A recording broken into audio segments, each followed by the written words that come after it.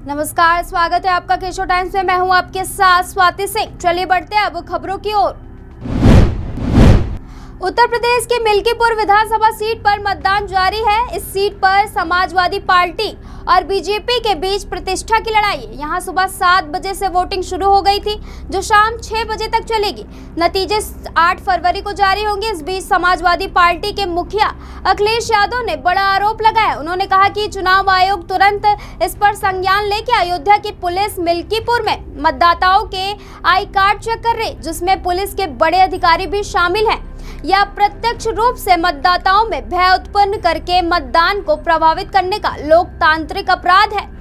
ऐसे लोगों को तुरंत हटाया जाए और दंडात्मक कार्रवाई की जाए। सपा ने आरोप लगाया है कि वोट करने आ रही महिलाओं के बुर्के हटाकर चेकिंग की जा रही है। सपा ने पत्र लिखकर कहा कि मिल्कीपुर विधानसभा उपचुनाव में महिला मतदाताओं का बुर्का हटाकर मतदान कर्मियों के द्वारा जांच की जा रही है। मिल्कीपुर के सपा प्रत्याशी अजीत प्रसाद ने कहा कि मतदान समाजवादी पार्टी के पक्ष में है, लेकिन कुछ शरारती तत्व मतदाताओं को प्रभावित करने की कोशिश कर रहे हैं। यहाँ की पुलिस भी मतदाताओं पर समाजवादी पार्टी को वोट न देने का दबाव बना रही है, लेकिन मिल्कीपुर की जनता हमें ही वोट दे रही है। मुझे शिकायतें मिल रही है कि हमारे एजेंटों को मतदान केंद्रों पे प्रवेश नहीं करने दिया जा रहा। मुख्य रूप से इस उपचुनाव में मुकाबला समाजवादी पार्टी के अजीत प्रसाद और भाजपा के चंद्रभानु पासवान के बीच होने की उम्मीद है। बीएसपी उपचुनाव नहीं लड़ रही है। कांग्रेस इस सीट पर अपने गठबंधन सहयोगी समाजवादी पार्टी उम्मीदवार का समर्थन कर रही है। आजाद समाज पार्टी ने भी इस सीट से उम्मीदवार को मैदान में उतारा है।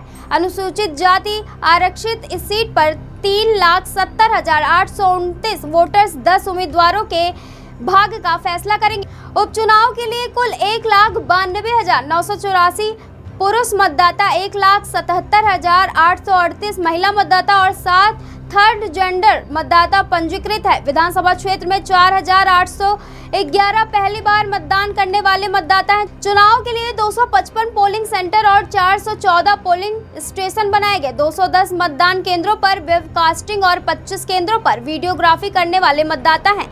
मतदान सिविल पुलिस, पीएससी और अर्धसैनिक बलों की सहायता से कराया जाएगा। बता दें 2024 के लोकसभा चुनाव में फैजाबाद लोकसभा सीट जीतने के बाद सपा नेता अवधेश प्रसाद के मिल्कीपुर सीट खाली करने के बाद उपचुनाव की जरूरत पड़ी।